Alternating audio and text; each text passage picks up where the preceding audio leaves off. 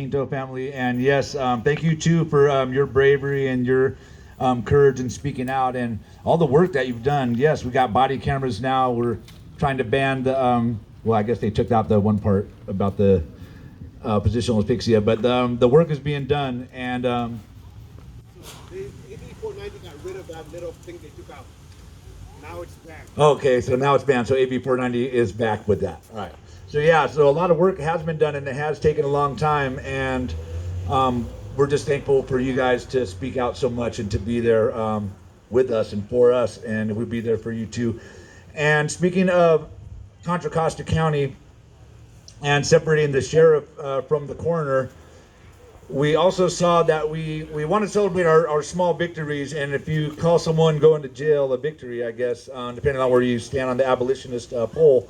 Um, and Officer Andrew Hall was recently convicted of killing Vladimir Arboleda, and we have one of the organizers here from Contra Costa, right over here, Veronica Benjamin, that was really a vocal person that got out in Danville and helped bring awareness to um, Vladimir's name, Vladimir Arboleda, and also Tyrell Wilson. And we want to, recognize Veronica for all that work, and also bring her up to say something about doing that work and getting. You always say it wasn't you, of course, but it was some of the work that you did, and then Officer Hall has actually had to be accountable for the killing of at least one person so far, and we're hoping for more in the future with Tyrell Wilson. But we'll let Veronica speak, and then we'll connect this to Antioch and why she's here at the same time. Thank you so much for organizing this, and just I'd like to thank the strength of the families and so many people who showed up today, because it's not easy to be exposed and to have to tell these stories again and again. I know it's difficult, and I really thank you for all of your advocacy. I'm here today because of Tyrell Wilson as well as Vladimir Arboleda, two men who were living with mental illness and were murdered for their illness, essentially, by the same officer, Andrew Hall, who was with the Danville Police Department, which they contract from the sheriff's department. So ultimately, Sheriff David Livingston was his boss, who, after he fired Andrew Hall, fired 10 bullets into the slow-moving car of Vladimir Arboleda. Upon an internal investigation conducted by the Sheriff Livingston's office, they decided he did absolutely nothing wrong. He was off the streets for 3 days before being returned to duty, and because of which he was on the same detail, a traffic detail, 2.5 years later, on March 11th of 2021, when he encountered Tyrell Wilson slowly walking across the street, holding, this is Tyrell Wilson right here, holding a paper shopping bag. And after a 32-second interaction, Officer Hall decided to shoot Tyrell Wilson once in the face. After Tyrell repeatedly told him he did not want to interact, that he had no reason to talk to him, he was just trying to cross the street and go back to the bench where he had been staying for several months. I knew Tyrell personally. I saw him every day as part of my commute. He was a peaceful and just safe, self-contained individual. He was just trying to find his peace in this world. It's a very difficult thing, and Andrew Hall made that impossible. So to connect to the amazing work that the Quinto Collins family is doing and the importance of AB 1608, I'd just like to share now that Tyrell's coroner inquest still has not happened. It's been a month and a year since he was murdered, and we still have no details about the state of the investigation. You know, what we're calling for today to also connect is transparency. We know that the FBI is investigating the Antioch Police Department as well as the Pittsburgh Police Department, but even that just being a headline is not transparency. We need to know, what are they investigating? Who are they investigating? Because these dozens of officers have hurt perhaps hundreds of people within the community, and those people who have been harmed need to know, what recourse do I have to hold those who harmed me accountable?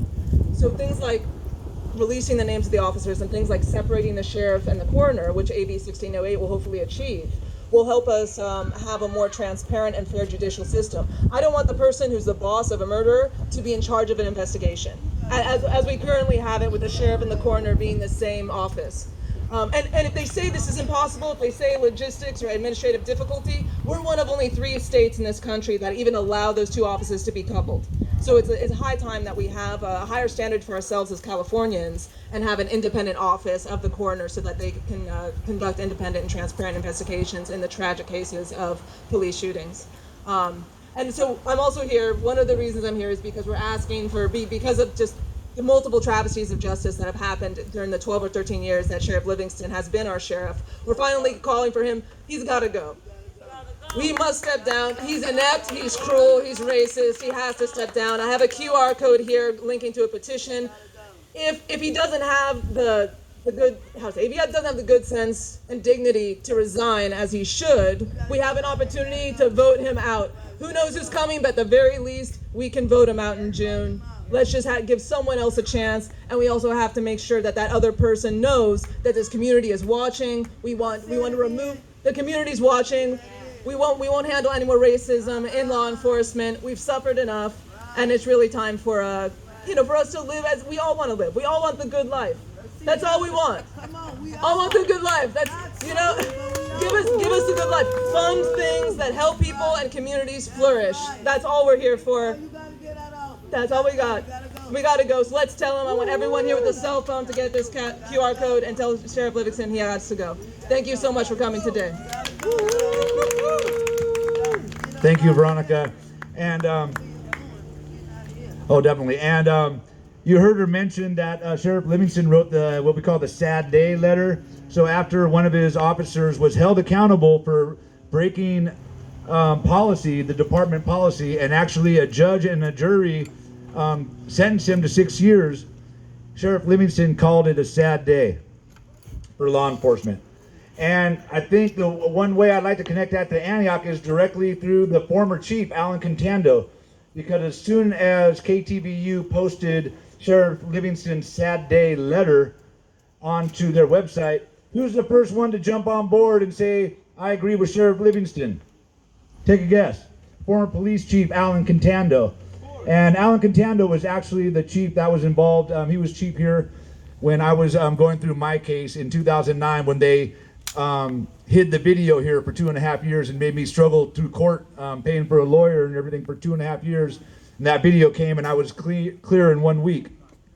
I didn't mention it then, but also they destroyed or disappeared a cell phone and during the same case that had all kinds of pictures of what they did to my face because I was pretty severely beaten. I had staples in my head. I had broken nose and stitches in my nose. My whole eye was all blackened and swollen shut from where they kicked me.